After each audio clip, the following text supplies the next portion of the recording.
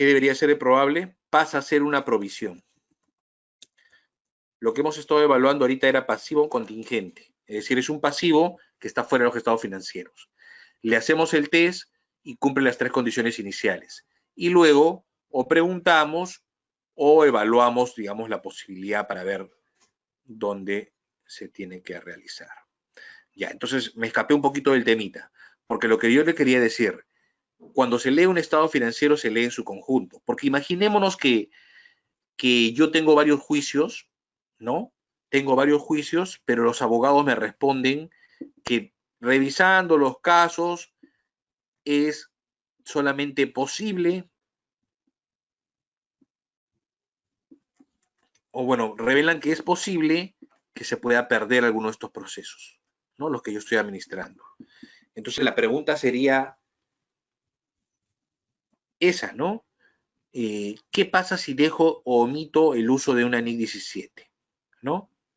¿Qué pasa si dejo de revelar este juicio? ¿No? Por 2.900.000. ¿No? Alguno me dirá, César, no pasa nada. No, sí pasa algo.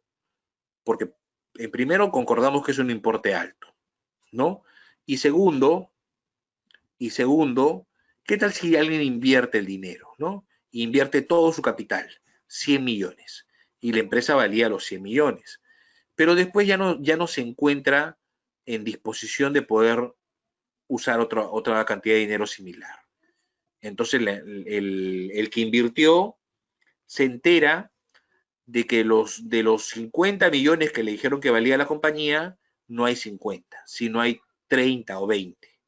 Entonces él puede acusar que es una información incompleta, no fidedigna, que contiene errores, ¿no? Porque son justamente estos errores los que conllevan a distorsionar el estado financiero y que sus usuarios tomen malas decisiones. ¿De acuerdo? Entonces, miren, miren, aquí como si yo no tenía esta nota de NIC 37, que es una revelación que te solicita NIC 37, ningún usuario se hubiese enterado que había un juicio, ¿no? Porque no había casos probables, solamente había casos posibles. Entonces, en la nota no iba a haber nada, pero ahora que le estoy indicando que se ponga, tendrá que haber una nota, una referencia asociada a eso, ¿no? Debería, bajo NIF, debería haber una serie de revelaciones cuando tienes procesos, ¿no?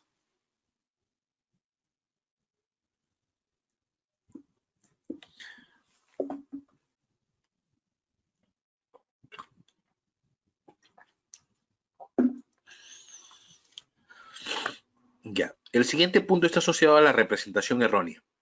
Estamos repasando ahorita las definiciones de las que habla esta NIA, ¿no? Y uno de los puntos es una representación errónea, ¿no? ¿Qué es una representación errónea?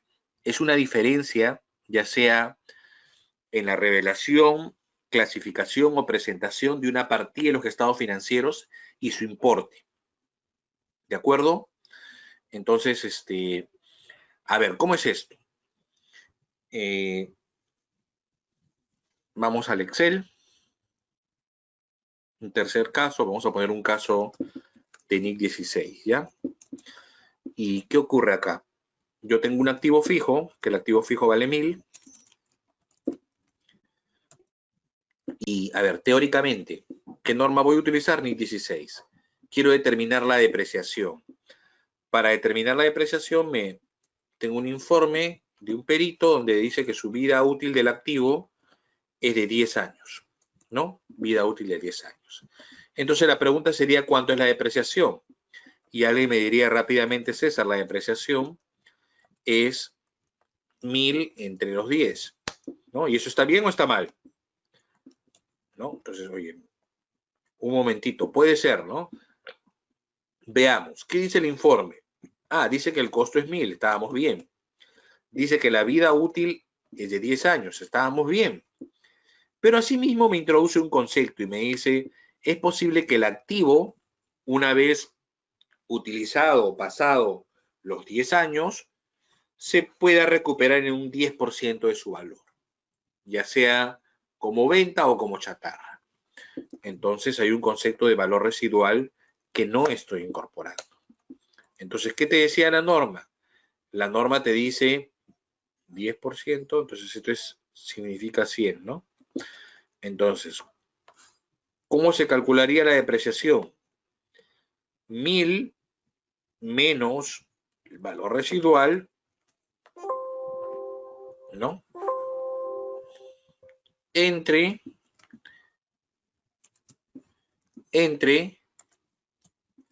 la vida útil. ¿Cambió o no cambió? Sí cambió. Porque a lo largo de estos 10 años yo voy a consumir la totalidad. En cambio, a lo largo de 10 años acá, ¿cuánto será? A lo largo de estos 10 años, yo voy a cargar 9, ¿no? 90, perdón. 90. ¿Durante cuánto tiempo? 10 años. Entonces, todos los años 68,39, gasto contra depreciación acumulada.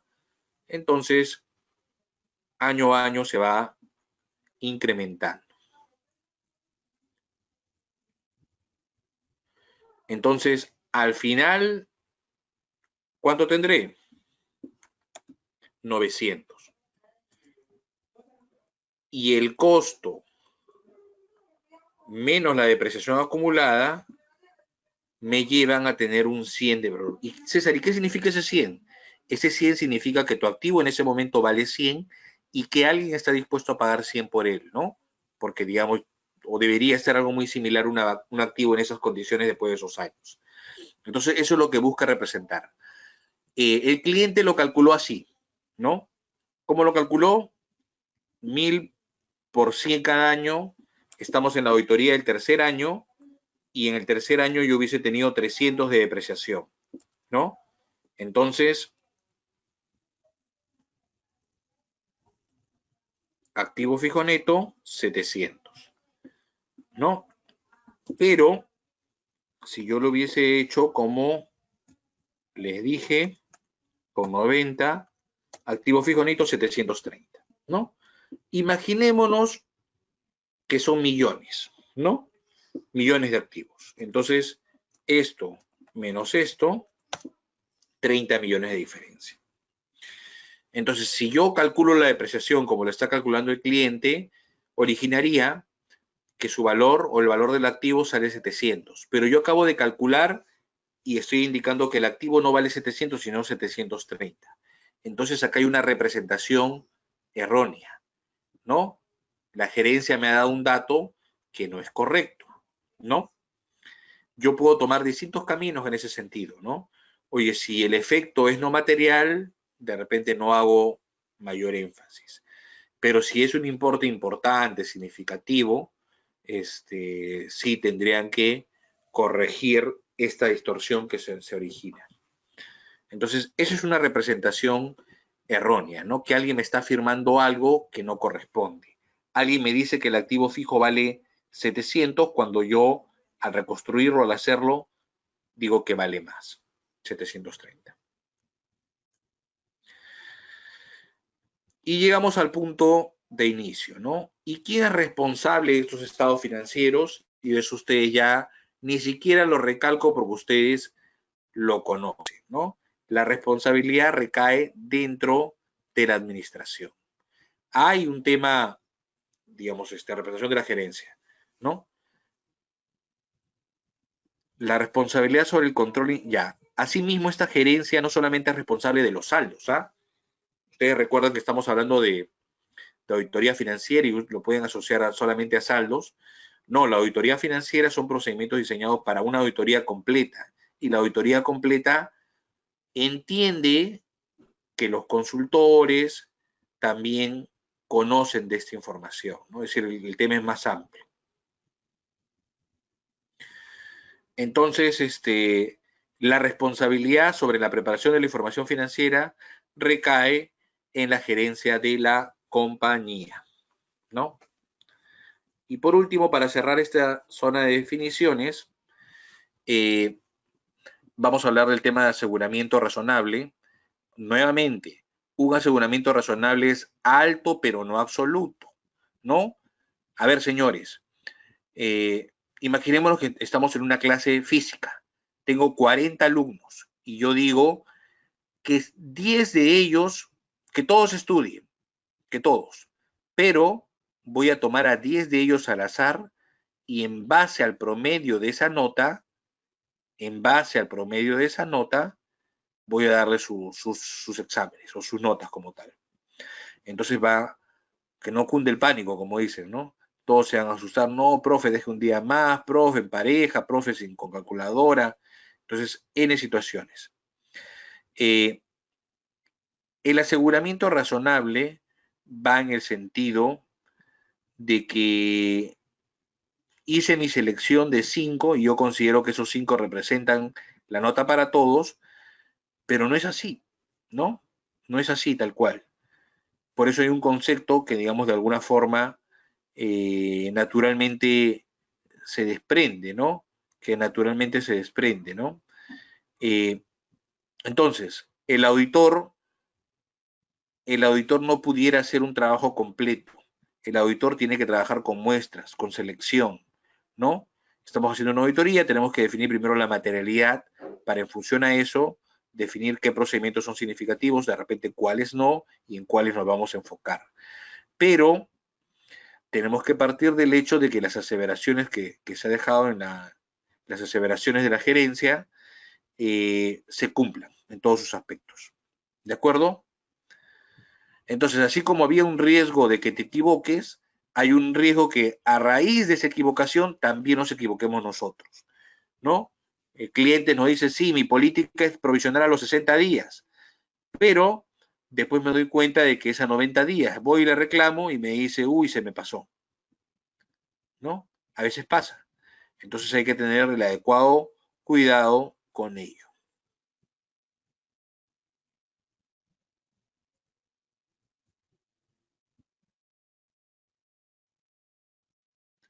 Ya.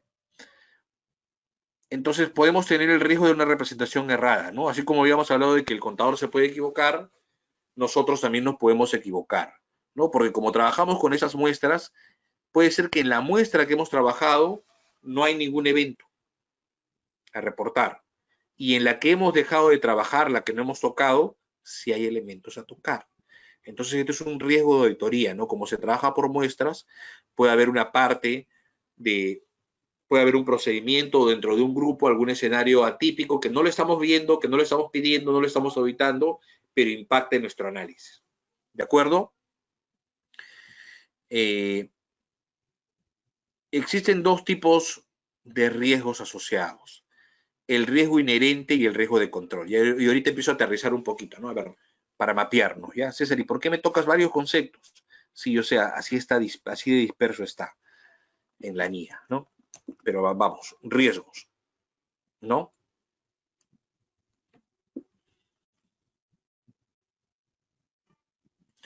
A ver, primero, imaginémonos que estos son los estados financieros de la compañía, ¿no?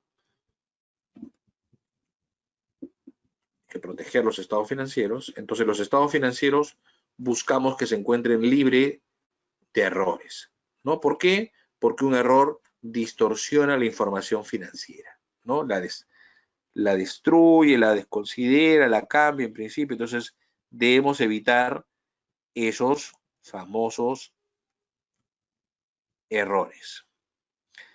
¿Y cómo deben proteger las compañías esos errores? ¿O cómo deberían protegerlas? Hay un concepto relacionado que se llama sistema de control interno dentro de la empresa.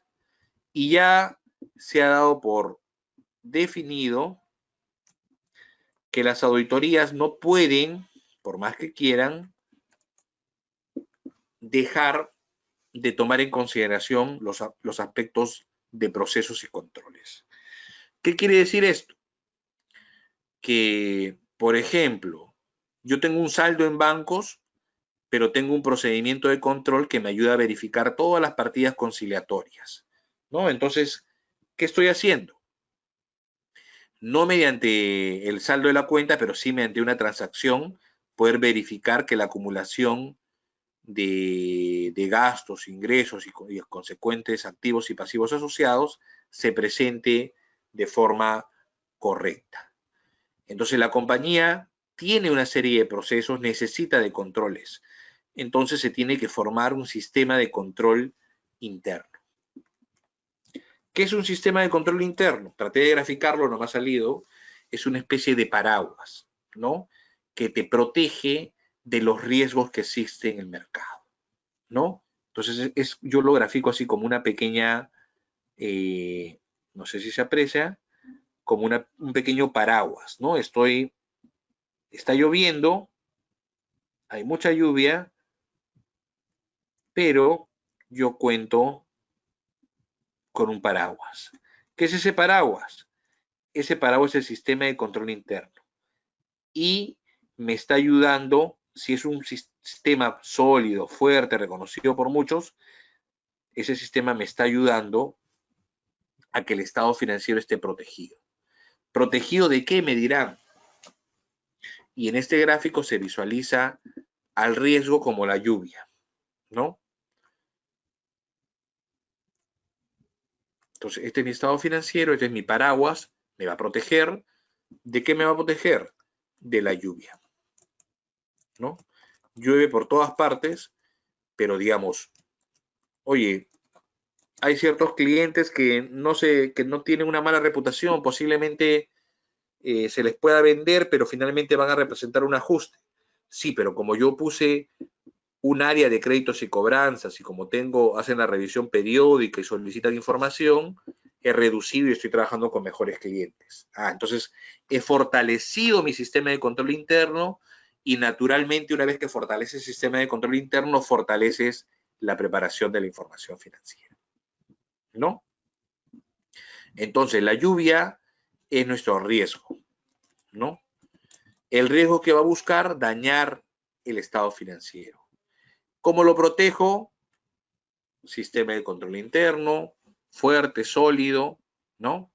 Entonces, más o menos es así como se debería manejar, ¿no? ¿Y qué tipo de riesgo existe? Existe el riesgo inherente, ¿no? El riesgo inherente y el riesgo de que algo que hice en el sistema de control falle o que algo que hace la gerencia falle, ¿no? Es natural, ¿no? Es decir, somos personas, inclusive como máquinas también pudiéramos fallar. Entonces, ¿cuál es el riesgo? Es que alguno de estos riesgos falle, ¿no? Perdón, que mi sistema de control interno falle y como tengo un riesgo asociado ahí, yo me vea afectado por ello. ¿De acuerdo?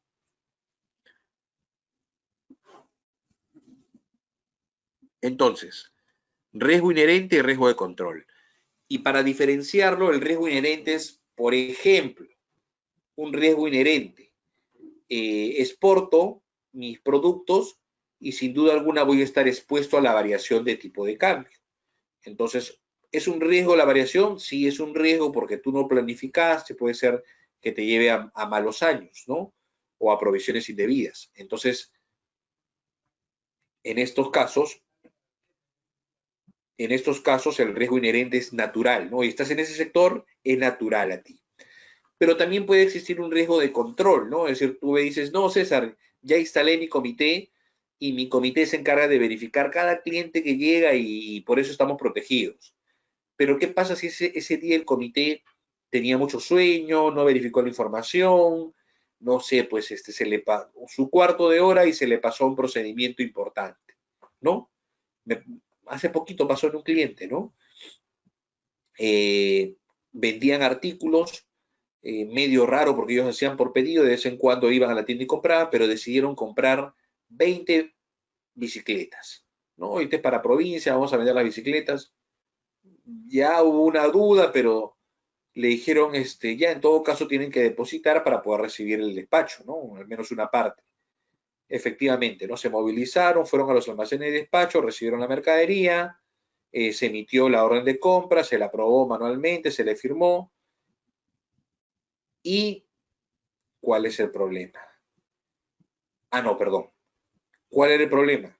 Ellos mostraron un cheque o entregaron el cheque, se dejó el cheque, pero el cheque no tenía fondos. En ese momento no lo sabíamos. En ese momento solamente recibimos y no lo sabíamos. Pero ya de forma posterior se nos indicó que ese cheque no tenía fondos, ¿no? Para la compañía, perdón. Entonces, si no tenía fondos, ¿qué está garantizando la entrega del bien? Y salieron rápidamente a buscar los despachos, ¿no? Es decir, pero ya no los encontraron más, ¿no? Entonces el lugar donde convinieron despachar, se despacharon, no se despachaba sin un cheque emitido, el cheque se emitió, pero no tenía fondos, hubo un error dentro de la compañía porque la compañía tenía que verificar el cobro y registrar alguna información, lo dejó para más tarde. El tema es que efectivamente el cheque no se llegó a recibir, rebotó, ¿no? Es una modalidad de estafa, fraude que están realizando, ¿no? Entonces falló tu control, porque alguien que tenía que verificar, alguien que tenía que dar el go para este tipo de situaciones atípicas, dio el go sin verificar el cobro, o verificó simplemente el saldo disponible contable, o verificó el depósito, pero no se percató de que estuviera disponible para la compañía, ¿no? Al siguiente día llegó un comunicado de que esa cuenta no tenía ningún fondo, y bueno, la compañía tuvo que perder eso, ¿no? Igual siguió un proceso, ¿no? Pero ustedes saben lo complicado que puede ser un proceso en nuestro querido país. Bueno, entonces,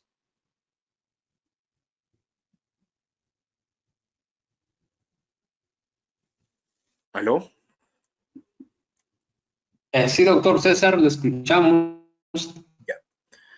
Entonces, señores, ya conversamos de dos riesgos, ¿no? Es el riesgo inherente. Entonces, cuando les hablen de riesgo inherente, estamos hablando de que es algo natural, ¿no? Es decir, los dos riesgos inherentes habituales a todas las compañías están asociadas al riesgo de reconocimiento de ingresos en ventas y al riesgo de fraude en caja, ¿no? Esos son generales, pero puede ser por sectores, ¿no? Es decir, el riesgo de la minería, la variación del precio, el riesgo de los exportadores, la variación al tipo de cambio, qué sé yo, ¿no? Entonces, así, industria por industria. Pero también tenemos la situación de riesgo de control, que es ya definir un control, pero ese control no es infalible, puede fallar, ¿no? Entonces, ahí hay dos tipos de riesgo, ¿no?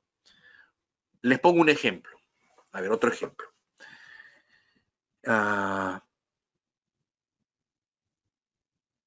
Ya estábamos con activo fijo, ya entonces seguimos con activo fijo. Voy a verificar en mi muestra un activo fijo que me salió, ¿no? Es decir, saqué una muestra de mi activo fijo y voy a verificar físicamente su existencia y no lo encuentro. Y luego, ¿qué pasó? Si acá tengo código tal y no lo encuentro. ¿Me pueden ayudar a buscarlo? Me dice, no, César, no te guíes de la data del activo fijo. Entonces, si no me guío de eso, ¿de qué me guío? ¿No? ¿Cuál es mi soporte? No, es que hemos encontrado algunas falencias, algunas incorrecciones. ¿Cómo se soluciona eso? ¿No? Tengo que poner una solución. Se soluciona con mejores procedimientos de control, un inventario de activo fijo, ¿no? Entonces, ¿ahí qué hay? ¿Existía un responsable? Sí existía un responsable, pero existe también la falta de control. Entonces, ahí hay un riesgo por control.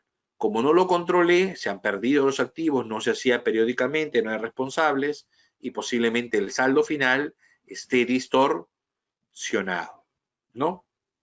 Entonces, eso es un riesgo de control, ¿no? La falta de control. Pero un riesgo inherente. Comercializo commodities, estoy vendiendo concentrado de cobre y en los últimos meses ha empezado a caer el concentrado, el precio internacional del concentrado. Como se trabaja con commodities, con información internacional, mis cuentas por cobrar han disminuido de forma significativa, mis ingresos han disminuido, ¿no?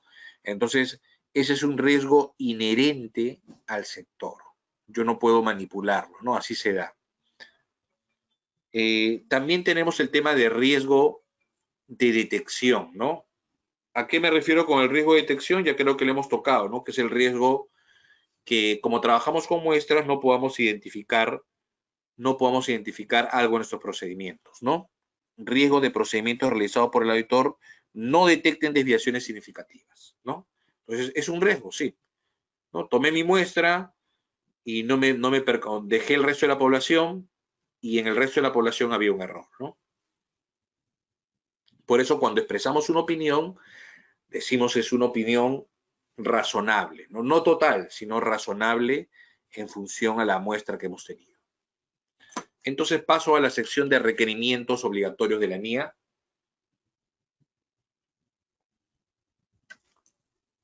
Disculpen, está tomando un poquito de agua. ¿Qué requerimientos tiene la NIA 200? Tiene 1, 2, 3, 4, 5 requerimientos, ¿no?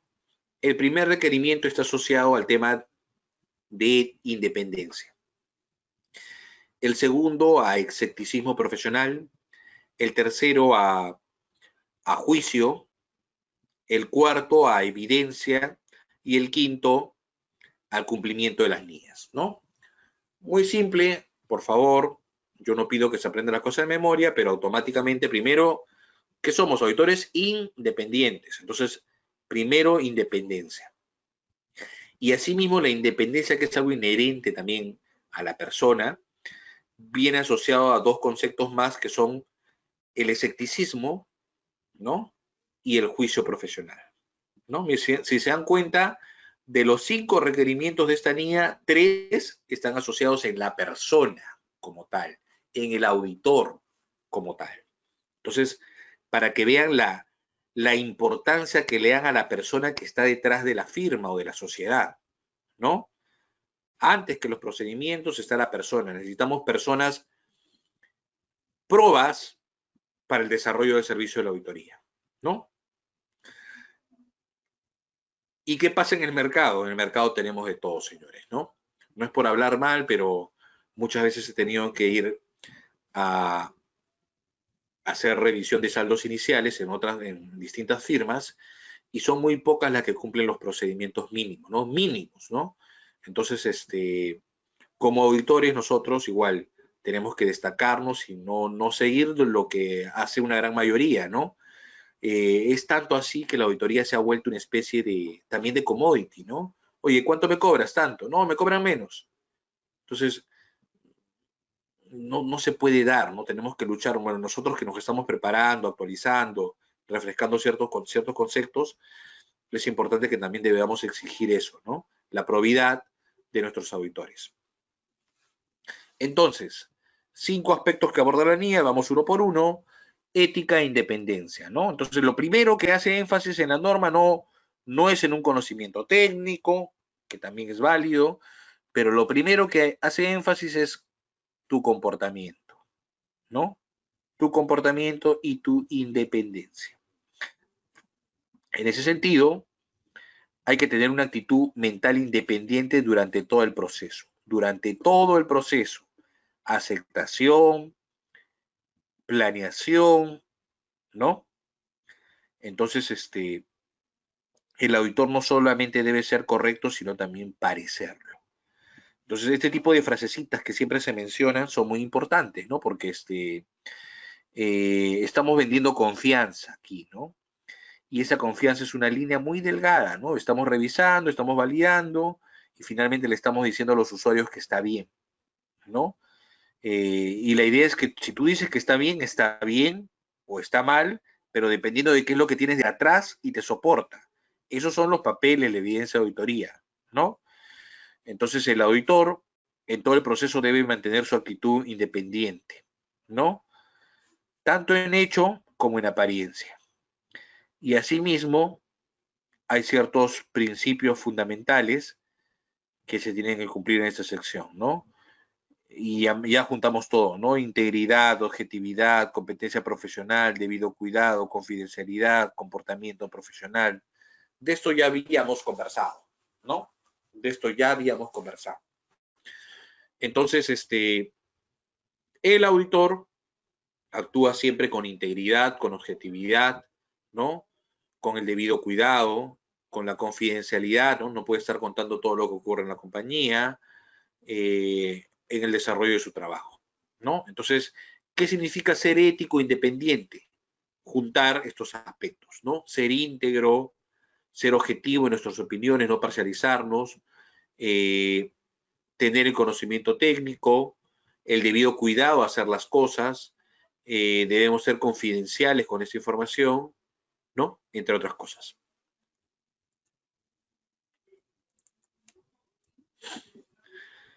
El segundo concepto es escepticismo profesional, ¿no?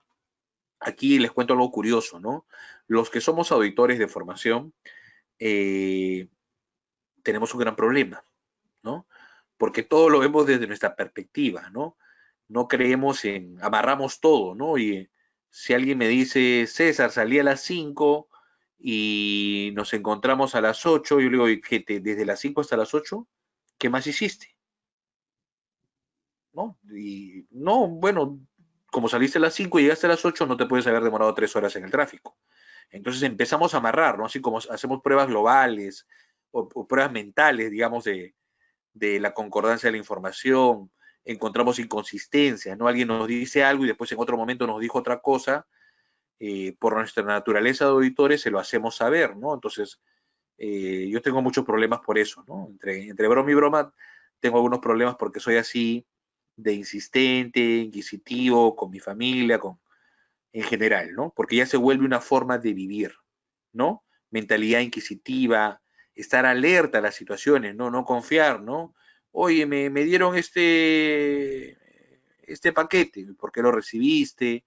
¿No? Entonces, no es que seamos mal pensados tampoco, porque ese es un extremo, sino de que por nuestra naturaleza de auditores que tenemos que, entre comillas, dudar de todo lo que nos proporcionan o verificar si es cierto, no simplemente por el hecho de que nos digan, sino buscar otros procedimientos, formamos nuestra mentalidad de esa forma, ¿no? Ya la desarrollamos así, ¿no? Porque nuestro trabajo es justamente, oye, si alguien nos está diciendo algo, tenemos que buscar un procedimiento para validarlo, ¿no? Por naturaleza.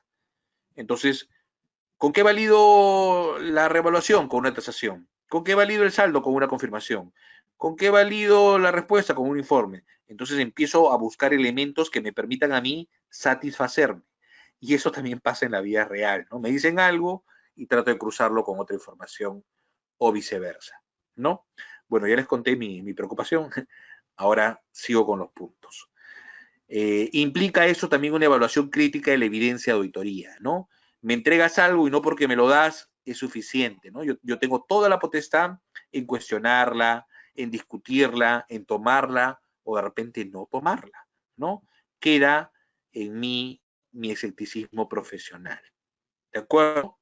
Entonces, aquí la norma apunta a que uno desarrolle eso, ¿no? Siempre se entra en discusión aquí, ¿no? Y el auditor se hace o nace. Indudablemente hay personas que tienen algunas cualidades, ¿no? Que están atentos, que amarran todo, entonces ya por naturaleza vienen con ciertas condiciones ya establecidas. A otros les cuesta más, pero es un tema de formación, de conocimiento y eso se aprende, ¿no? Todo eso se aprende.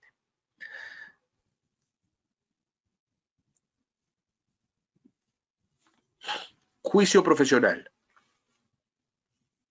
El juicio profesional es la aplicación de la formación práctica, conocimientos, experiencias relevantes, ¿ya? De las NIAs, normas contables, ¿no? Entonces, a ver, el juicio profesional es algo que se forma, ¿no? En el otro caso estábamos hablando del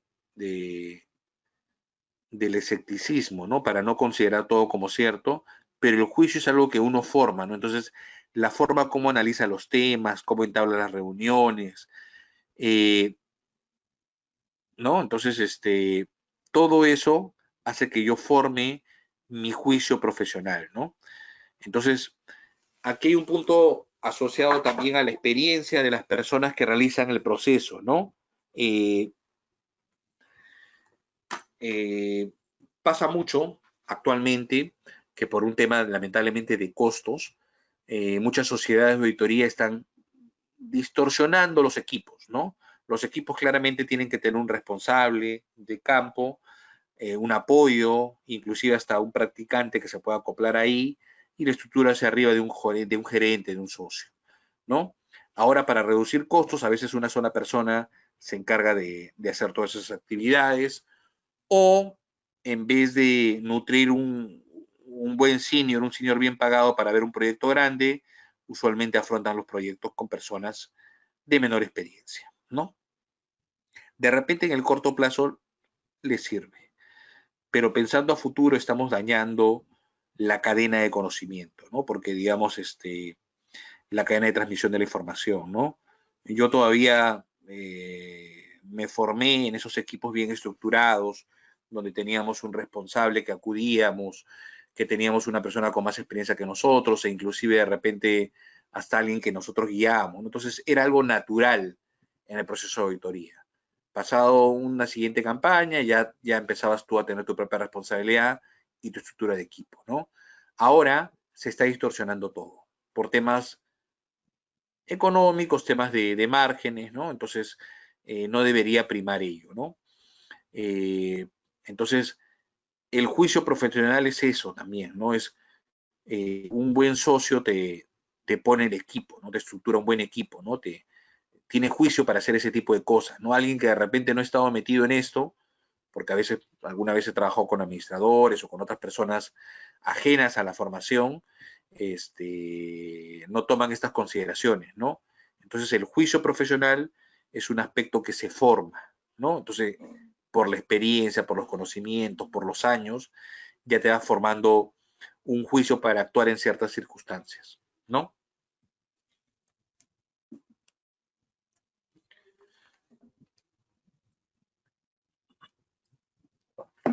Este punto D se desarrolla en otra NIA más adelante, pero ahorita solamente lo tocamos, lo mencionamos, ¿no? La evidencia de auditoría, ¿no? César, ¿y tiene importancia la evidencia? Sin duda alguna, ¿no? Nosotros emitimos una opinión, pero detrás de nuestra opinión están nuestros papeles, ¿no? Donde queda evidencia del trabajo que hemos realizado. Entonces, si alguien viene a cuestionarme mi opinión, oye, esta empresa tuvo problemas posteriores, un momentito. Yo seguí los procedimientos que la NIA y mi metodología me enmarcan. Aquí está. Y tienes todos los papeles que están detrás y que soportan esa opinión. Entonces, mientras uno se sienta tranquilo de los temas que ha realizado, porque, digamos, tiene los soportes y la evidencia, debemos estar tranquilos, ¿no? El auditor tiene una responsabilidad civil asociada porque, digamos, yo les decía al inicio de la clase, ¿no? Puede ser que el usuario no confíe tanto en estos usuarios, ¿no? Porque pueden distorsionar la información. Entonces le pide al auditor que la valide. Entonces, es una opinión como validada, ¿no? Es una afirmación que está revalidada por nosotros los auditores, y si no hacemos algo bien puede conllevar a que los usuarios de esa información, que no son pocos, también cometan errores, ¿no? Entonces, tenemos que asegurarnos que hasta la fecha de nuestro reporte estén todos nuestros papeles, todo cruzado, todo terminado, ¿no? Esa es la intención. Y por último, ya hemos hablado de esos 4 aspectos, y por último es saber que cuando estamos realizando una auditoría, la pauta para esta auditoría, ¿quién la da? Las NIAs, ¿no? Existe algún material complementario o información general, pero son las NIAs las que dan las pautas a cualquier desarrollo de cualquier auditoría, ¿no? Recalco nuevamente, las NIAs han sido pensadas en auditorías financieras, pero esto no quita que se pueda aprovechar y usar esa conceptualización en otras materias, ¿no? Pero han sido pensadas en auditorías financieras, ¿de acuerdo? Un aspecto que me ayuda a cubrir este punto es verificar el cumplimiento de las NIAs relevantes, ¿no? Entonces uno tiene que, yo soy auditor, ¿no? Entonces hago, oye, hablé de materialidad y tengo, materialidad es una NIA importante. ¿He hecho materialidad en mi cliente? Sí, has hecho materialidad. Hay una NIA de confirmaciones, veo si es aplicable, sí es aplicable y sí la he hecho, entonces hago un check. Entonces es importante, ya como desarrollo de la auditoría, que verifiquemos, ¿no? Que verifiquemos el cumplimiento de los deadlines, de la información financiera asociada, ¿no? ¿Cuál es el objetivo general de las NIAs? O el objetivo general es el uso de las NIAs de planeación y realización de auditoría. ¿Sí? Entonces, cuando uno realiza una auditoría, primero tiene que ver que cumple las NIAs, ¿no? Al menos las relevantes. Hay una NIA de clave de materialidad, oye, sí, he hecho materialidad acá, perfecto. Entonces, estás desarrollando bien tu proceso de auditoría, ¿no? Después, tengo que ver los objetivos generales que me hablaba la norma al inicio, tengo que ver si se están cumpliendo, ¿no? Ya, si es que yo como auditor me doy cuenta de que hay un incumplimiento de una NIA, una desviación, yo podré mediar eso y evaluar alguna modificación, alguna calificación asociada, ¿no? Entonces creo que pasamos a una sección de preguntas.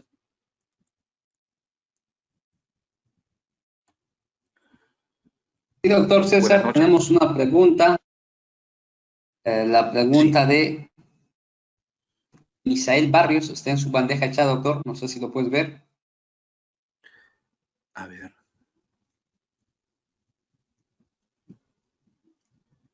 Asistentes. Preguntas, perdón.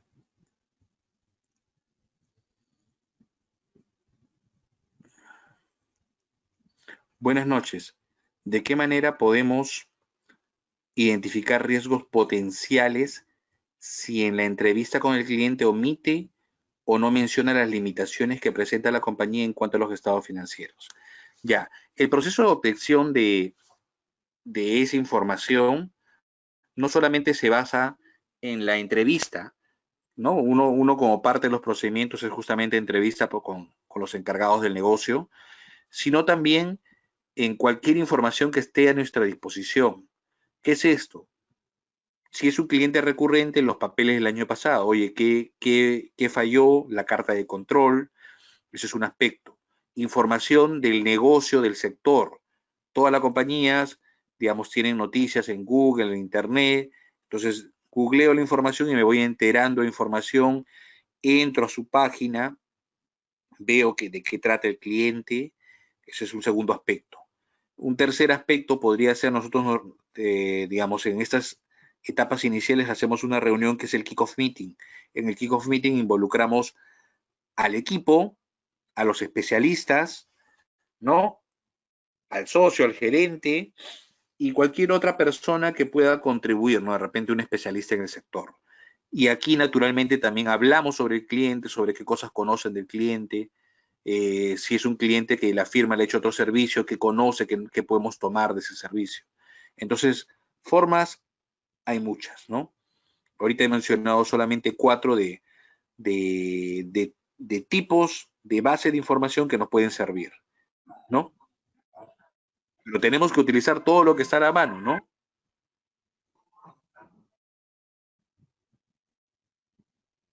¿Más preguntas?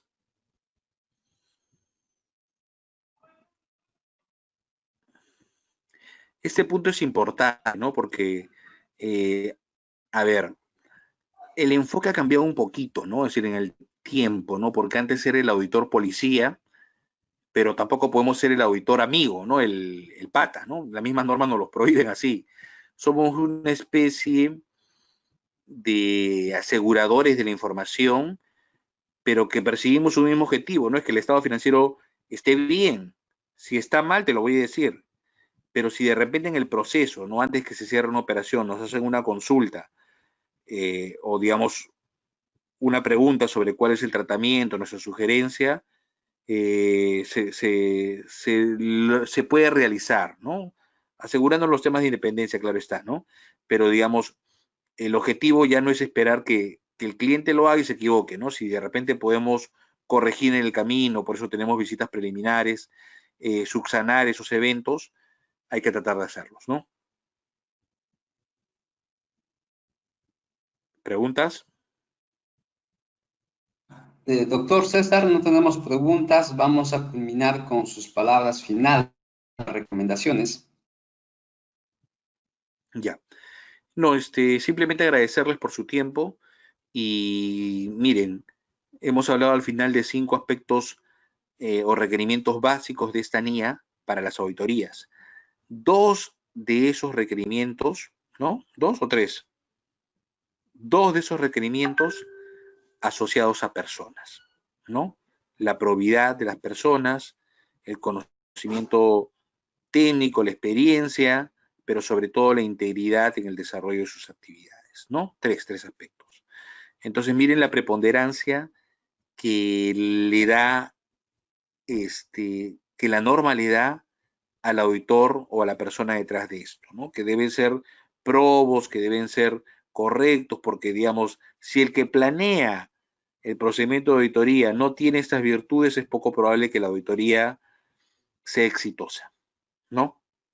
Entonces, miren, aspectos personales para el desarrollo de un buen profesional.